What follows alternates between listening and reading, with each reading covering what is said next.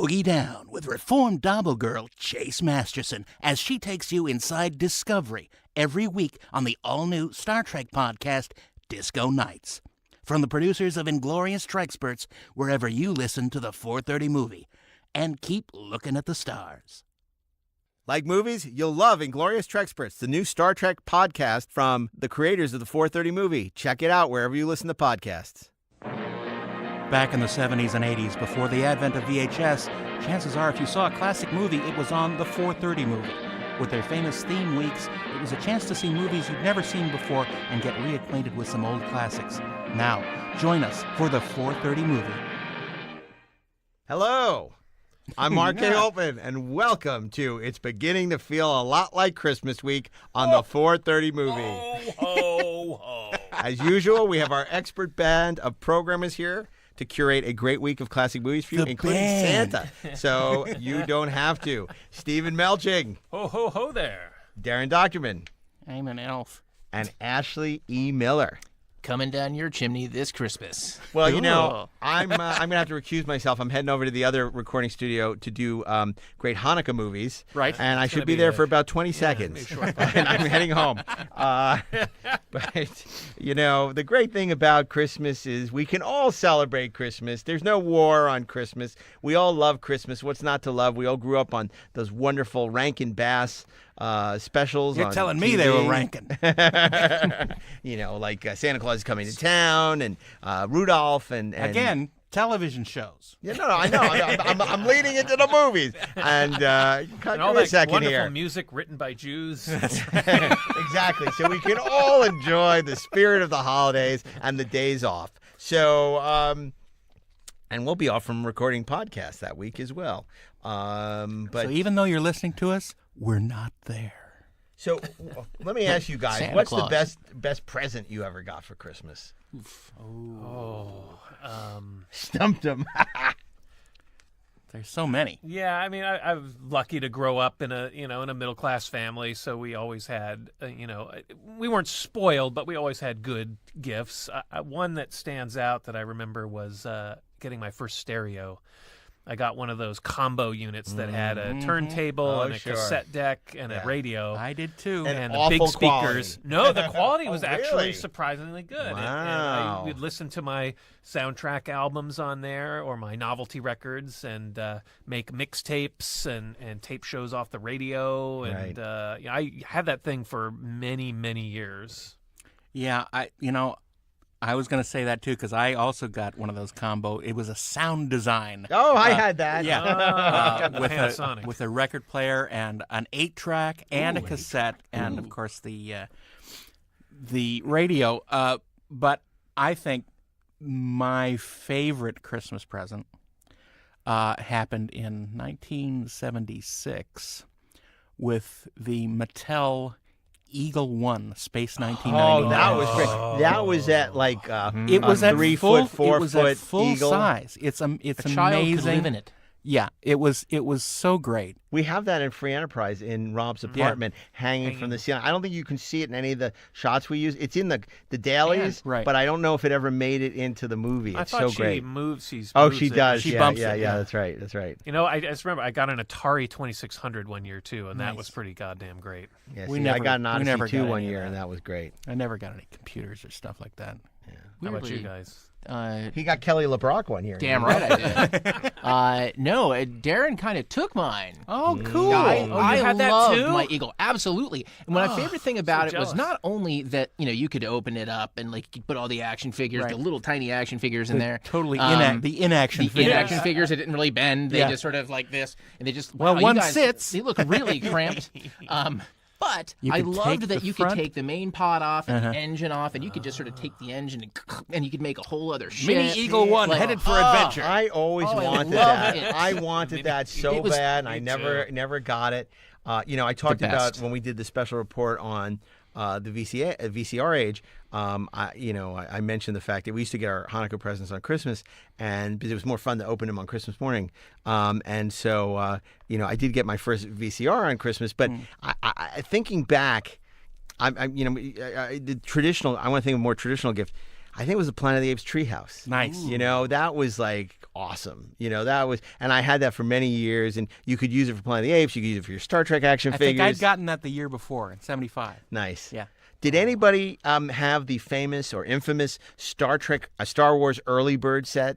Remember, they couldn't make this in 77 the Star Wars action figures quick enough. So what they did was they had an empty box. It's a brilliant marketing. Yeah. So you'd literally talk about the proverbial lump of coal. You get an empty box with no action figures, with the promise of action figures being sent to you later the following year. Sometime next year. Yeah. I think they finally turned out in April, I think. Christmas of 77, I was a Star Wars fanatic like everyone. I received the first board game, Escape from the Death Star, and the Marvel comic books oversized editions. Yeah. And a Love 22 that. caliber rifle. Nice. You put your eye out. What? We were a family of hunters and shooters. I grew up around guns. Well, there you go. I grew around phasers. I had that that phaser game where you shot the Klingon, which made no sense because it was like a phaser and then it was like a bicycle reflector on this thing of a Klingon cruiser, and you would shoot it, and if you hit it, it would make a noise. Some of the Star Trek toys were the worst The ever. problem is it couldn't have been canon because how could you shoot down a Klingon battle cruiser Well, the with a problem is phaser? you need a cannon for a Klingon cruiser. Yeah. Okay. Well, I but had a rifle that I did like could, it. that had a bolt-action rifle with a scope on it. That would take care of a Klingon. That would absolutely take out a Klingon. I have to mention our sister show, Inglorious Trexperts. We did a whole episode on classic Star Trek toys. Yep. So you'll have to listen to that if you're interested in hearing us muse excitedly about our favorite Star Trek toys from the era. So I got to ask you, Christmas movies, obviously such a staple of the season. And so many great ones to choose from. This will be an interesting week. Steve, on Monday, we're going to do 5 days of Christmas, I guess, and Partridge in a Pear Tree. What's your favorite, or what film would you program for Monday? There are probably a good 8 to 10 Christmas movies that I try to watch every year. I usually watch most of them during the time between Thanksgiving and Christmas. One that I think I'd program for Monday is one that I never miss. It is 2003's Bad Santa. Okay. Directed by Terry Zwigoff, who had previously directed Crumb and Ghost World, and with an uncredited rewrite by the Coen brothers. Is that right? I did not know that. They produced it and did an uncredited rewrite on it with Zwigoff. And, of course, it stars Billy Bob Thornton as Willie, the bad Santa of the title. His henchman, Tony Cox, his partner, the dwarf, Tony Cox. Lauren Graham, who I had the hugest crush on from the Gilmore Girls. John Ritter delivering a wonderful comedic performance. Bernie Mac also delivering a great comedic performance. Lauren Tom as Tony Cox's wife, hilarious, and I think it's just such a great dark comedy, but has real heart to it with the relationship that Billy Bob forms with the kid Thurman Merman, whose mother I believe was played by Cloris Leachman, if I'm not mistaken. Interestingly, Bill Murray and Jack Nicholson were both interested in the lead role, the Billy Bob Thornton role, but were not available. But I find this movie endlessly hilarious and mean and dirty and just hilarious. I think it's very quotable. It's weird. I don't know. What can I say? I really enjoy it. Yeah, Bad Santa, and not your typical way. It's not White Christmas. Let's put it that way. It's not Bing Crosby. It's not. But it's definitely a valid Christmas story. Absolutely. Because it's very it's sort of a postmodern Christmas Carol.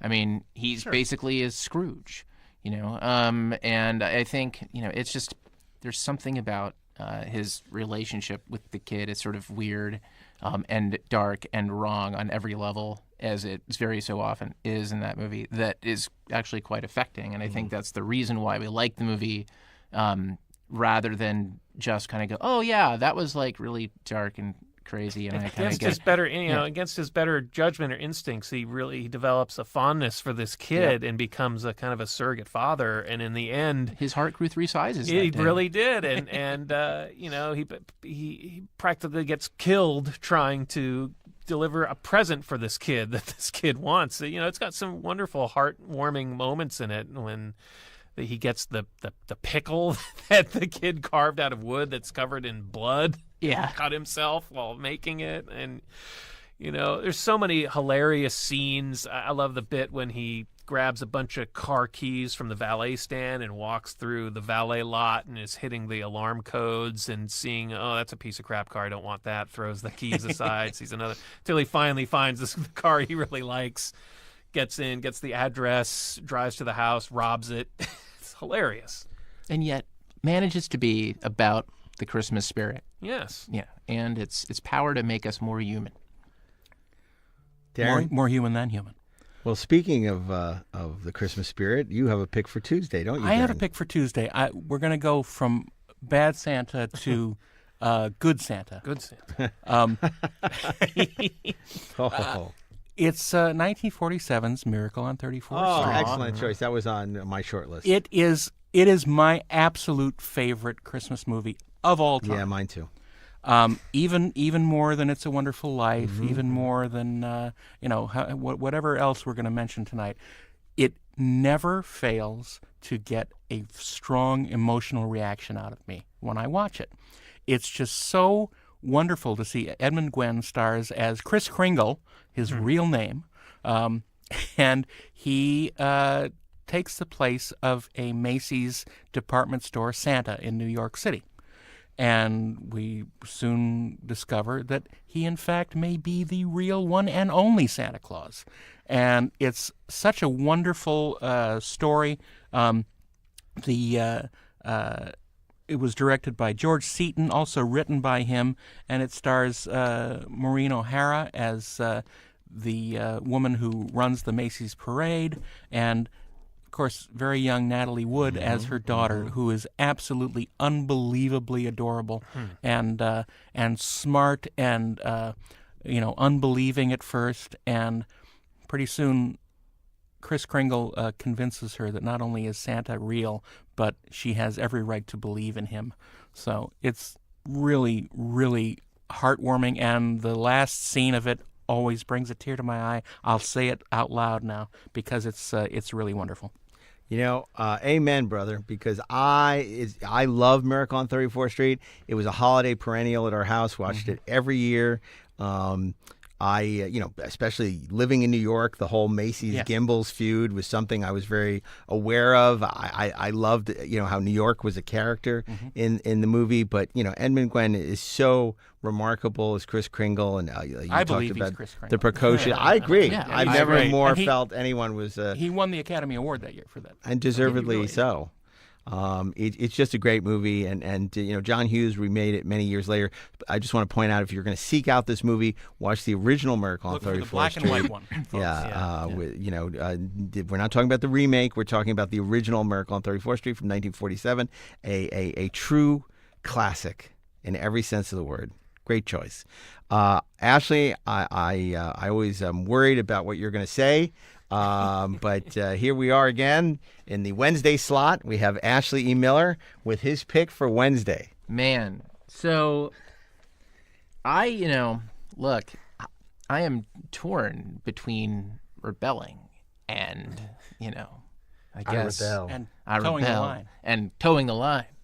But where is the line? I mean, it's Christmas, right? Because at Christmas we should get whatever we want. Well, good. And if what Rebellions are I built on want hope. is Caligula. Wait, no. No, nobody wants that.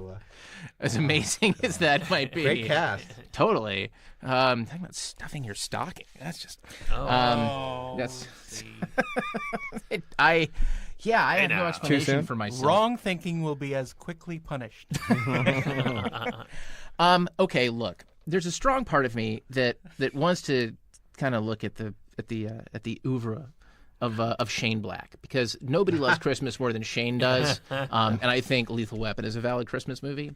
Also, a Christmas movie that I watch every year that you guys will go, oh shit, Ashley, what are you smoking over there? But it is is Batman Returns, but I'm not going to go there.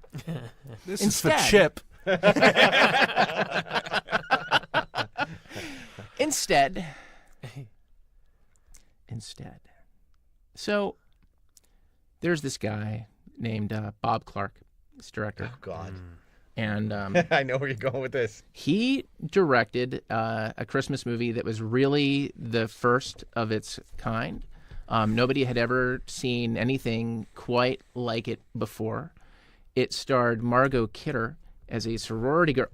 And it's about a serial killer. It's the first serial killer movie. It's called Black Christmas. But I could do that. Bob Clark. That's it not was the direction I thought you were going to go. exactly why I did it that way. The truth of the matter is, I am going to Porky's Christmas. Yeah. I'm going to enter a very Porky's Christmas. If I can enter for my movie this week, my very favorite, the movie that in my house, my wife and I together always make sure we watch it every Christmas Day without fail. It must be watched. 1 year, our 9-year-old, who was not 9 at the time, was like, I don't think I want to watch it. We're like, you're not in this Sit your family butt anymore. down.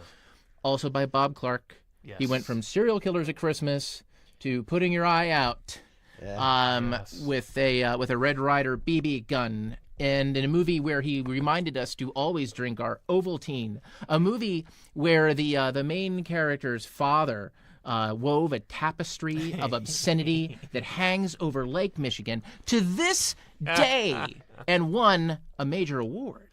A Christmas Story. That is a perfectly reasonable choice from Thank you. Master Ashley. What have you done with Ashley? Well, might have the goatee on or not. No, I love A Christmas Story. It is. How can you not? There's nothing of it. It's essentially a little succession of vignettes of this of Ralphie's the Christmas experience, like, and what he Peter really Billingsley? wants. Peter Billingsley, Billingsley. who's great, and it's all based on sort of loosely non-fiction recollections from Well, Gene Shepard. It's from Gene Shepard's book. Oh my God! It just left my mind. Gone with the Wind. No, do go on. But Sure. Because I listened to Gene Shepard on the radio, on WOR radio in New York, all the time when I was a kid, way before anyone had ever heard of Christmas Story. And the name of the book is In God We Trust, All Others Pay Cash. That's right. And it was a series of vignettes that this screenplay put together into a cohesive story, more or less. Yes. And the thing that is, again, the premise of this movie is that Ralphie desperately wants, a genuine Red Ryder BB gun. And he does everything imaginable to convince his mother that he should have one, all the while navigating the difficult world of being a child in the 1950s, dealing with bullies, to his little brother who wears a snowsuit that is far too large for him, a teacher who wants him to write a theme, and a mother who simply does not understand, much like Will Smith's parents. But honestly, I think the person who steals the show in this movie is the Night Stalker himself, Daren McGavin, who plays the father. The old I man. agree. The old man. Like there is nothing about Daren McGavin that is not just watchable on every level, right down to the movie has the perfect ending where after the Bumpus's dogs, like they break in, they savage the turkey. Oh God, what are they? They recover in such a wonderful way. They go to the only restaurant that's open on Christmas, a Chinese restaurant where they have Chinese That was my turkey. experience. Yeah. And look, it's just a lovely movie. It is so funny. It is so Then it eminently ends with watchable. them, doesn't it end with them on the sofa watching the snowfall? Yes, it's It's very just sweet. beautiful. I totally relate to that movie in so many ways because, obviously not celebrating Christmas, what we would do every Christmas Eve, we would go see a Christmas movie. And I could tell you, it was 78, it was Superman, 79, it was The Black Hole. I mean, I could go on and on. But, and then, of course, there was, because back in the 80s, 70s, and 80s, most things weren't open on Christmas Eve. It's not like now where you pretty much, so it was always Chinese food. You know, that's what we would have, and we go to have Chinese food. And but for me, that film, I'd always seen Darren McGavin as Carl Kolchak. So to see him in a different kind of role, playing this character, I find it a delightful film. Before my dad died, we would watch this film and laugh hysterically at it.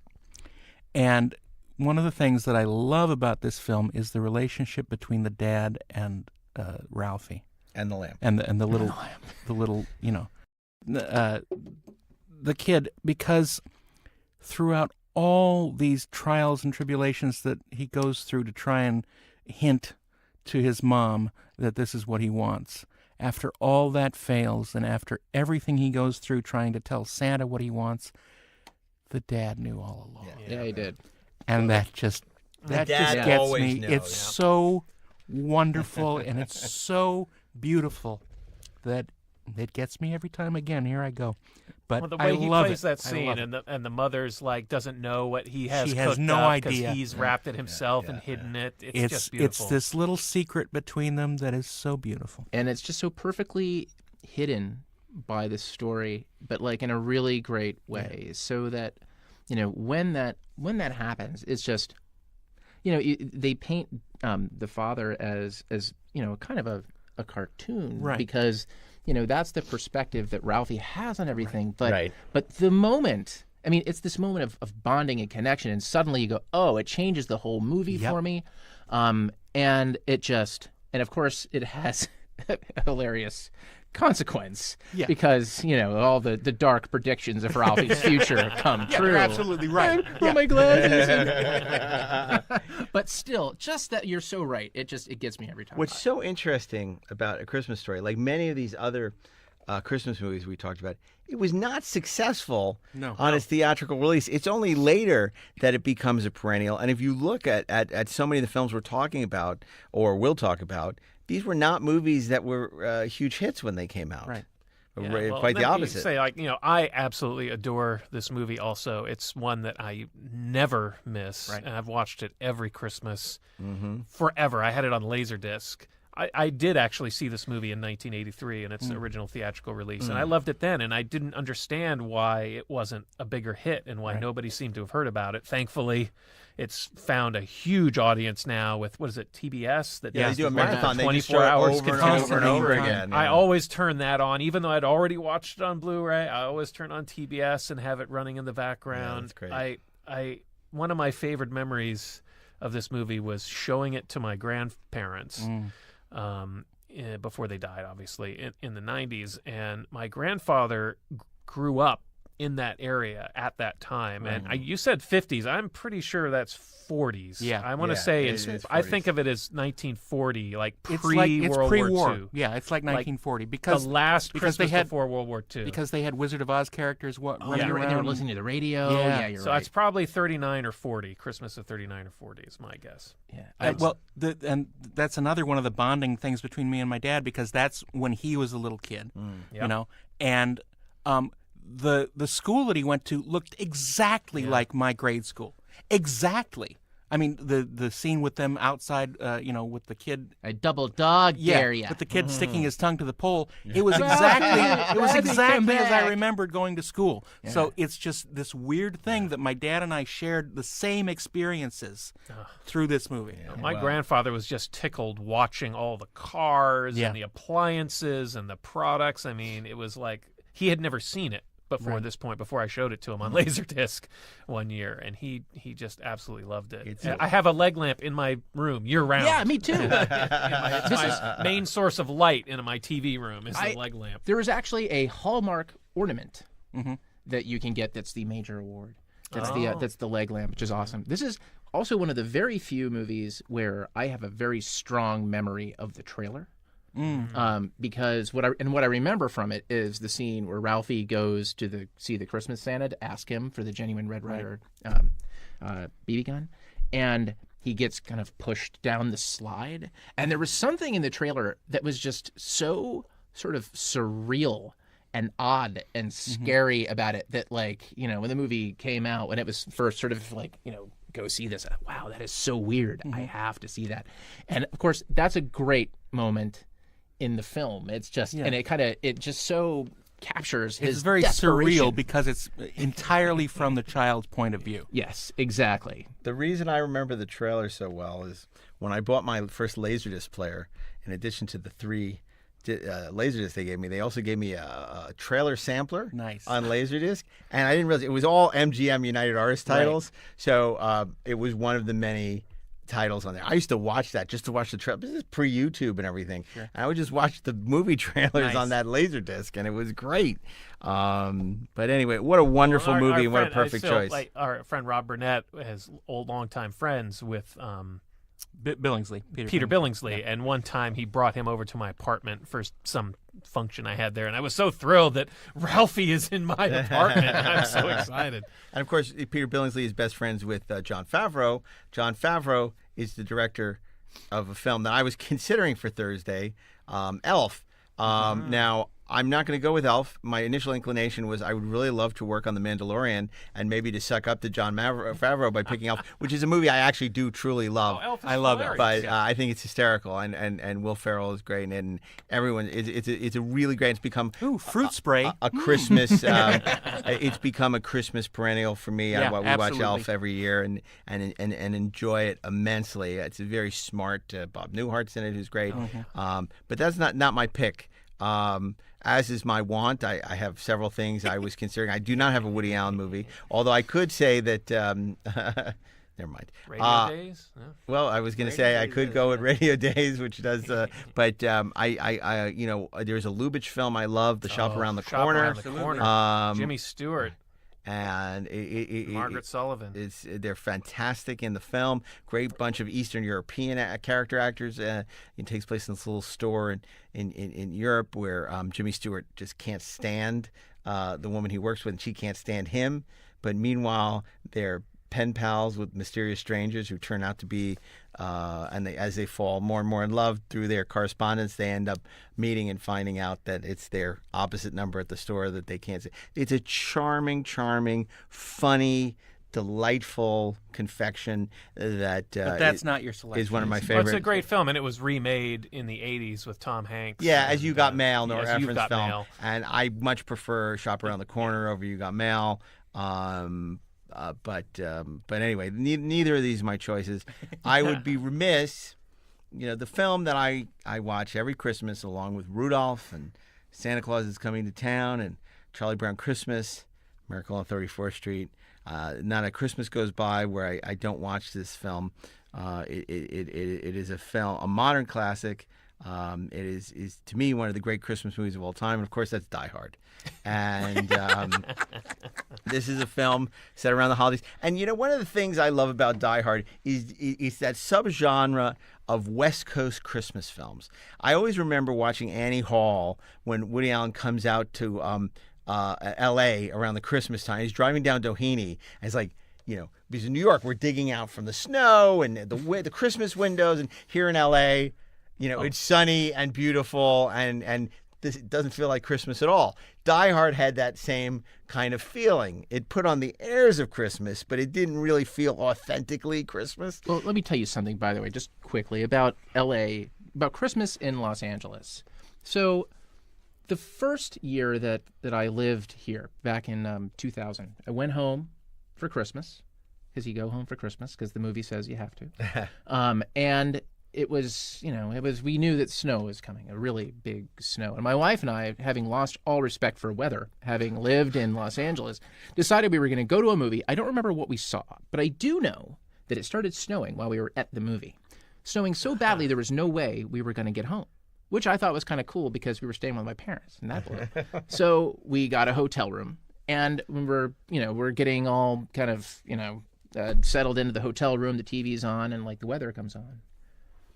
And the weatherman is talking about how dire conditions are outside, how cold it is, how much snow is on the ground. And then he goes, and it's 75 degrees and sunny in Los Angeles. And I looked at my wife and I said, we are never leaving LA for Christmas again, unless we go to Hawaii or Vegas. There's another reason. I mean, I never travel over Christmas because Sucks. LA is incredibly livable over Christmas. Because everyone else goes away. There's no traffic. It's empty. There's no wait at any restaurants. It is the ideal time to be in Los Angeles during the holidays because weather is very mild. very few nothing's people are crowded. actually from here. So everyone just travels around, and it leaves, Los Angeles to the few of us who remain, and it's a wonderful thing. And but look, Die Hard is one of the great action movies written by Steve D'Souza and Jeb Stewart, produced by Joel Silver and Lawrence Gordon. Bruce Willis. It invented a genre of the the smart the action thriller. smart, acerbic. We call it smaction. Thriller. It's blank in a building. Under Siege was blank. By the way, I know a Fox executive who was pitched. It's Die Hard in a building. Yes, Yeah. that's a famous story. But whether it's Under Siege, where it was Steven Seagal on a battleship, and there's so many of the Skyscraper ended up bringing it all back to it's Dwayne Johnson in a building. But nothing comes close to the original Die Hard. Directing with finesse by John McTiernan. It's funny and thrilling, and Alan Rickman is one of the great villains of in movie history. And just everything about this and movie who is knows terrific. what the craft service budget went into on this one? Yeah. And Hart Bochner is one of the most slimy. loathsome on your right night. characters this side of William Atherton. Yeah. It's such a great movie, and of course it's set against the backdrop of the holidays and Christmas and Century City. And Century City, because Steve's wearing the Nakatomi Plaza shirt right now. And, there's not a day that goes by where I don't drive by the Fox Tower and think, it's Nakatomi Plaza. Do you know anybody who actually thinks of it as anything other than Nakatomi Plaza? I do not. I wouldn't want to hang out with them. Yeah, screw that. I do not. And I've told this story before on the podcast, but I'll tell it again. When they first opened that building, Ronald Reagan had an office in the building, and when the Secret Service was doing their preliminary surveillance, they found all these spent shells and gun casings, bullet casings on, and they couldn't figure out what this was, and they realized it was stuff that was left over from when Die Hard had filmed there, because the building wasn't complete at the time, and so it has a storied history. And it's just great, and it has become a Christmas holiday classic. Again, I can't quite see this with Bing Crosby, or I couldn't see it with Frank Sinatra. But Bruce Willis, who wasn't even on the movie poster because they had so little faith in him as a movie star and his ability to carry a movie, but everyone else had turned it down. A building and an explosion on the poster. Building exploded. It'll blow you through the back wall of Vader, and it did. It did. Literally. And the funny thing is, this movie came out in the summer. It did not, Right. it didn't come out Christmas. Like most of the Christmas movies that we've seen. That is absolutely true. Yeah, So my pick for Thursday is Die Hard. Well, let me play a little devil's advocate here, a little bad Santa's advocate. I love the Steve. movie. I absolutely love Die Hard. It's one of my favorites. It's certainly one of my favorite action movies. It was a great experience to see in the theater in 1988 because you went in with very low expectations. Or no expectations. Yeah, It was looked the only goofy. good movie of 1988. Yeah, it had a Die Hard that's like kind of a corny title, and Bruce Willis wasn't really a movie. Had no expectations going into it. Absolutely love it. I watch it at least once a year. I don't consider it a Christmas movie. I think it pays lip service to Christmas. It has trappings of Christmas, but it's not about Christmas. It's the time for miracles, Steve. You know what? That's lip service. That's dialogue. That's That to So- me is Christmas. No one actually. Everyone pays Allow lip me to service make a case Christmas. for what makes it a Christmas film. Basically, it's this. What is that story really about? Well, I mean, and we can talk about the subplots too, but let's talk about John McClane first. There's one thing that John McClane wants in this movie. He wants to to reunite get his to his family. family Yeah. at Christmas time. And instead of having, to go on planes and trains and automobiles and, or like he has to find the right train and come up. I don't think it's about Christmas, though. He wants to reunite with his family. It's not because it's Christmas time. Well, but that's what allows him to come west. Right. Because he's off for Christmas. Christmas is it is only the takes context place of it. at Christmas because of a story reason. So they could justify why the why building Christmas only takes place on Christmas for a story reason too. Well, but they wanted it was for a practical reason for the story. It was to explain why there was nobody else in this giant skyscraper when the heist went down. Even though a few floors were under construction, there's nobody else in there working. I mean, sure, it's convenient, but that's not. But it doesn't have. But the story doesn't have to be about that. Because it wasn't about Christmas. Anyway, there was nobody else in that building because it was still under construction. It's not because you saw all the people that were listed in the panel when he goes to check in. Most of them are at the party. That's set deck, man. Yeah, I mean, the building isn't finished. That's a part of the movie. He says the dialogue, those few floors like 32 through 35. It was those top floors that were under construction. Even, the rest of it was occupied. Even if that were true, it is still a movie that you can take almost any sort of Christmas movie in that genre of kind of reuniting the family and what that means and why that's important. And not only that, he's a father who has to learn a lesson, right? He is learning to value his wife, and through that, learning to value his place in the family and understanding that. Al Powell, his partner in crime that he only speaks to over the radio. He is also on this redemption arc, right? He is in desperate need of a Christmas miracle because something horrible has happened to him. Mm-hmm. And what happens in Die Hard is he is given an opportunity to become a cop again, right? He's given this gift. And yes, it's all framed as this big, incredibly great, terrific action movie. But the reason why I think it has as much heart as it's got is because the Christmas context. I think sort of putting myself in the head of the Jeb Stewart of this Steven D'Souza. It's once you contextualize it in that way, then suddenly you can make it just so human. And I think that's the thing that's truly great about Die Hard, and why even if it were nothing but it's just sort of superficially a Christmas movie. One of the reasons why it speaks to me at Christmas time is because all of those themes and those emotions resonate to me as things that matter at Christmas. So obviously this is a debate that kind of rages back and forth. But Mr. Takagi doesn't believe in Christmas, and he pays the ultimate price. Whereas, Alan Rickman is sort of the ghost of Christmas future, and then you have, Al, which is Ghost of Christmas Present, and and it is about a man who is reunited for the holidays with his family, and he ultimately gives them the gift of freedom and family, and I think and there's a giant teddy bear in the back of the limo, so I just don't see. I can understand your point of view, Steve. I really do, and I would agree with it. But I think what you're rubbing against is that it is in fact a Los Angeles Christmas movie. It's a Los Angeles and Christmas. That's what it was his other title. That's what that's what takes that feeling away. And I think that as I've been a 33-year Angelino, it is.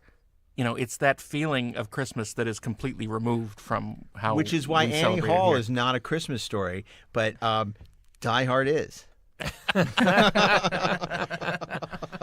I don't think anyone would argue that Annie Hall is a Christmas movie.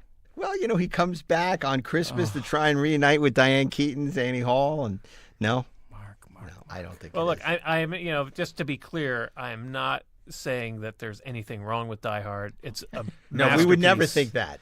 I just don't. I just think the Christmas stuff is predominantly lip service, and the emotional stories would work under any context because it's a tight well-written script. Now I have a machine gun, ho, ho, ho. Exactly. And he has a Santa hat. In the movie. Doesn't work without Christmas. Right. That's a joke. You it asked could have for been miracles, I anything. give you the It could have been anything. FBI. It's just a joke. But it's a good joke. That's like Ode to the joy. Christmas music that plays. And over Ode it. to You Joy. could put- He's right. Yeah, Ode it's to like Joy. it's more. Beethoven It becomes is Christmas. It Well, becomes it's associated a- with the season right, now. Exactly. It's It been becomes a co-opted by the motif. season. Right? All those things like, look, we can't watch the movie and separate out like the visual elements in the movie and like in the context of the film. All those things operate together, and you could probably create another context for it that makes it work. But here's the thing, like here's the counter argument, other than the fact that this is actually not a good movie, is Die Harder is also set at Christmas time. Ah, good and yet, point.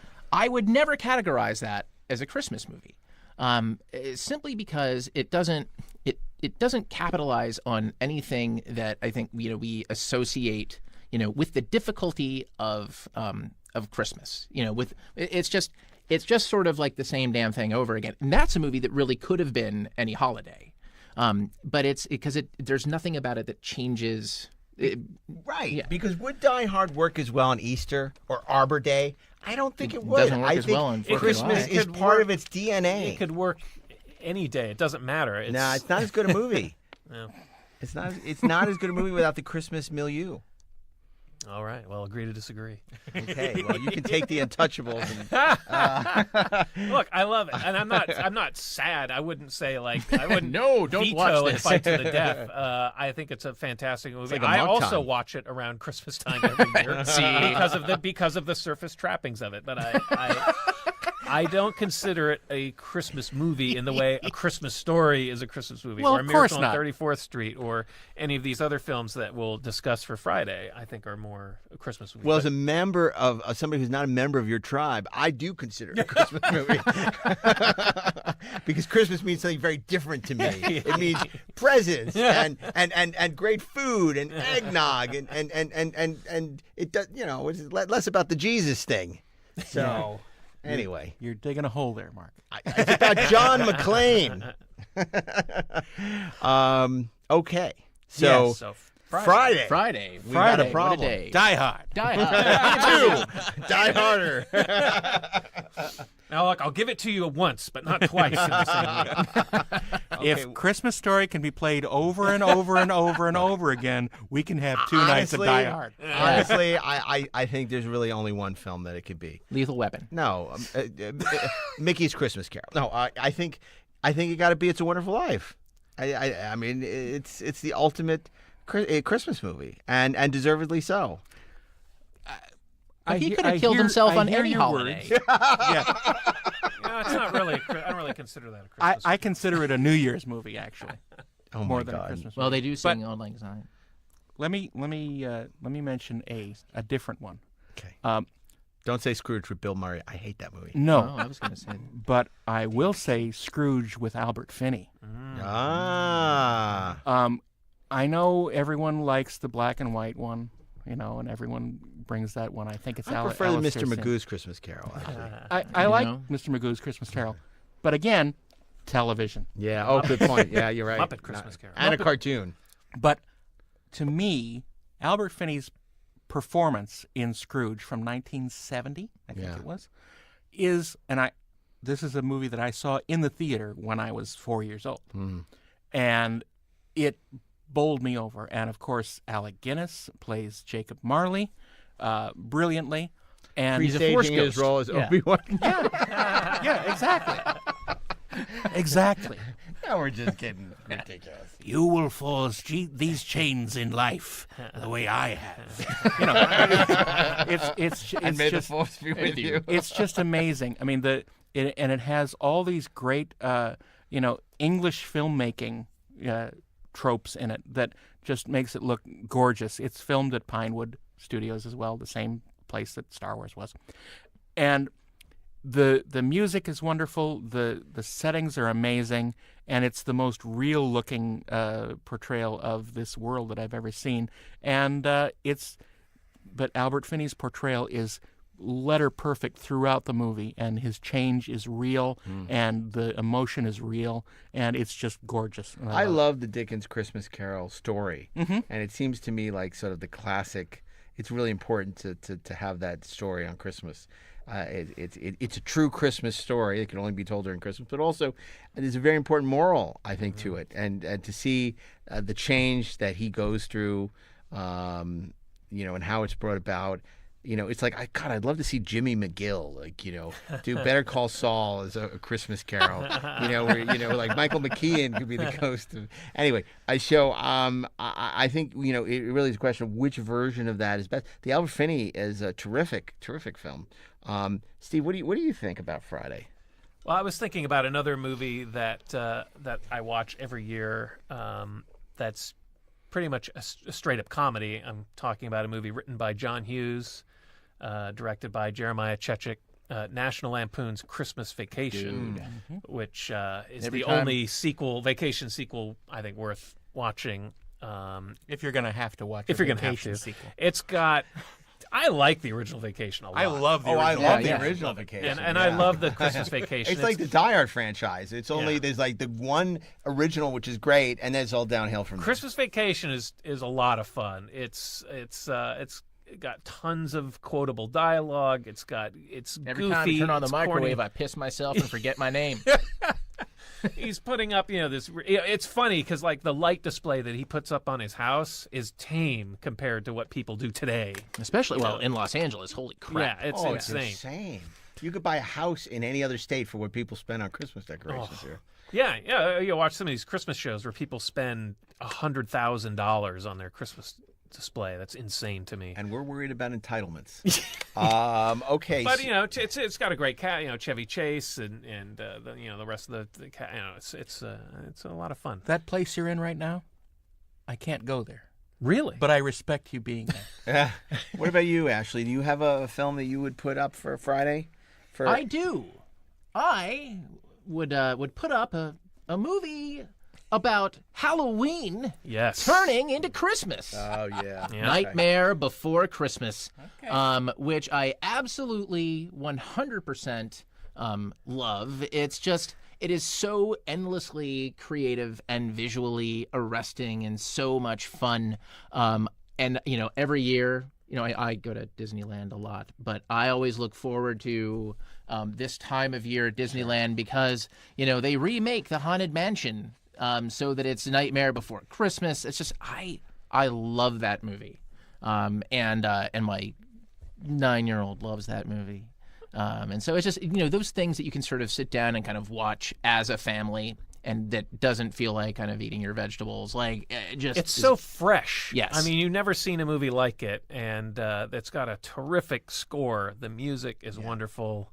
The cast is great. Well, fresh isn't a word I would use for it. It seems very much within the family of those Rankin Bass specials. Yeah, very much so. Actually, yeah, it feels like a later rendition of one. I mean the storyline, you never seen anything like that. I mean, it does look like a really expensive version because it's stop and motion. it's another film like Elf that's sort of become a modern holiday classic. Right. Yeah. Whereas all those films we grew up on, we thought those they'll never be these holiday classics, and those are two films I think you see over and over again. Absolutely. Sort of people watching. Before we take this to a vote, Sarah Vulcan, I have a question. What do you want for Christmas, Steve? What do I want? Not for me. I'm just like, what do you want this Christmas?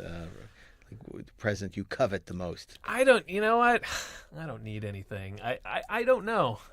I for me personally, I don't need anything. I've reached that age where you're getting rid of stuff instead of acquiring things. I have all the stuff that I need. There's things that I maybe want, but it just seems selfish to ask for stuff. So the true spirit really of Christmas. I have more fun going to my nephew's house or nieces and nephews and bringing them presents and seeing the looks on their faces. It's better to give than receive. When I was a kid, that made no sense to me. As an adult, I understand the wisdom of it. What about you, Daren? What would you like for Christmas? I think I would go along with that. Look, I don't like getting things for Christmas anymore because it feels I have the urge to give, and I just want to be happy. That would be nice, and because I hope all my friends are doing well and they're happy and healthy, and I hope I am as well. So I think it more becomes the ability to see my family and my friends and things like that, and that is what I cherish in Christmas now, and remembering when it was simpler back when we were kids. I enjoy the season itself. I enjoy decorating the house and watching my neighbors, looking at my neighbors' decorations. I love eating the food, drinking eggnog, and listening to the music. I always look for, I'm one of those people, I don't turn on the Christmas decorations or the Christmas music until after I finish Thanksgiving dinner. Right. So once Thanksgiving dinner is over, the lights come on, the Christmas music can come on, and it plays through New Year's Day, and then it all comes down. That's when I watch Die Hard. But I just love that season. I love the feelings. I love the nostalgia of it. I love thinking about the past my family and grandparents, family that's no longer with us, and then getting together with the family that is still around, and just enjoying the season rather than a gift. What about you, Ashley? You got a more interesting answer? Nope. No, you are. So I'll say Christmas changes when you become a father. It sure does. It better. Yes, no kidding. And I'll sort of what I want for Christmas. I'll preface with a very short story. When Caden was 3 years old, he was very into Thomas the Tank Engine, and his mother and I went hog effing wild, getting him trains, getting him play sets, getting him tracks. It was going to be the most amazing Thomas the Tank Engine Christmas ever in the history of Christmases featuring Thomas the Tank Engine and 3-year-olds. So Christmas morning arrives, and the tree is just there's all kinds of shit. And Caden goes to the first present. It was like a big sort of track play set that was wrapped. And understand, he is surrounded by boxes that are wrapped, and he starts to. He gets a call. Do you want to have to go back to? Yeah, no. So he gets. He starts taking the paper off of this thing, and he gets the paper halfway down, just on one set, and he looks at us and he says, "This is so wonderful." And he wraps his arms around the box, which is not completely unwrapped, and he hugs it, and he was done. And the way that I felt in that moment when that little boy just said, "This half-wrapped gift is by itself so wonderful. I would like to get that again." Yeah. Oh, that's lovely. Well, you've heard our picks for Friday. Well, I'm surprised nobody's mentioned the movie that features the tragic story of a young girl on Christmas Eve. Gremlins. Father Black does not Christmas. come home, and then a smell starts coming out of the chimney. Yeah. A truly tragic story. See, there's a movie with the trappings of Christmas. Right. Exactly. Gremlins, I would argue, is not a Christmas movie, but takes place against the horrific backdrop of Christmas Gone Wrong. Christmas. With the great Hoyt Axton and Zach Galligan. Gremlins is a delightful movie. It is. Zach Galiganakis. Well, I think everyone has their own favorite Christmas movies, and there are probably a bunch we haven't mentioned that.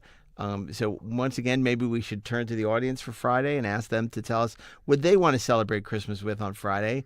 And when we come back in the new year, we can talk about that as well as our favorite New Year's movies. All right. Sounds good to me. Yeah. Well, or there's when Harry Met Sally, which is ushers in the new year, which is after Christmas comes New Year. That's something I would consider for Friday. A great New Year's movie. It's certainly a lot more hopeful than Poseidon Adventure. Wow. But anyway, we'll leave that to you to decide, and we're anxious to invite your comments and your thoughts during this holiday season. What you would watch on Friday as we celebrate. It's beginning to feel a lot like Christmas week here on the 430 Movie. And, of course, you can let us know what you think on Twitter and Instagram at 430 Movie how much Podcast. an idiot you think Melching is for disagreeing about Die Hard. Oh, you're going to get You'll those. find out. It And was a worthy conversation.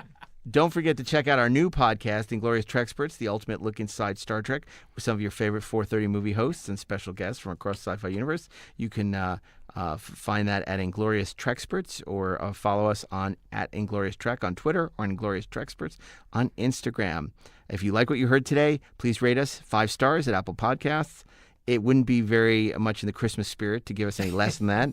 Wow. So on behalf... And if you're looking for last-minute Christmas gifts or holiday gifts, Oh, good point. go to the 430movie.com and get some 430 movie swag. There's some great 430 movie swag to give somebody that you love, the ultimate Christmas present, with all kinds of fantastic 430 movie logo wear. Be the first on your block. Courtesy of our concept designer, Maybe there's a Daren major Dochterman. award. And as we end our year, I want to thank all of you for a wonderful debut year on the 430 movie. We've had a great time talking about the movies we love with people we kind of like. And Thanks for joining us, and tell your friends. please tell your friends. We've been lucky to see our audience grow and grow, and we'd like to continue that and, sort of proselytize for these movies that we love. We want to especially thank, at the end of the year here, all our friends here at Electric Entertainment, Dean Devlin and his entire team, who've been so wonderful and really made this our home away from home, and especially Bill Ritter, our engineer, who's done an amazing job making us sound good every week here on the 430 movie. And thank you and happy holidays. And to our audience, thank you and Merry Christmas and happy holidays. And we'll see you next year for all new theme weeks here on the 430 movie.